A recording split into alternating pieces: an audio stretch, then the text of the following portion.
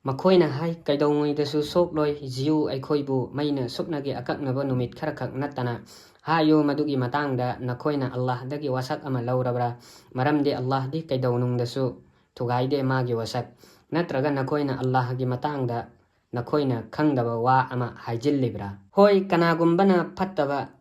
langsinjaraba aduga magi mapapna mabu thatchinkraba makoiduni maida leigadobasing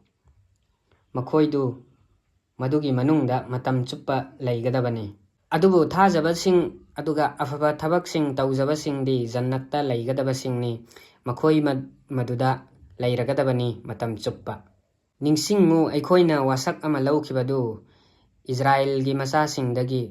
latkanu kana amatabu supnagi Allah bu nattana amadi lu nataw napanama marimata amasung mapa leijadraba angangsing amasung angangsingbu aduga hayo misingda phajaba wa aduga namaz pukhatlu amasung zakat piyo adudagi nakoina namai leithokhi supnagi nakoi khara nattana nakoi oirakhi tung hanbasing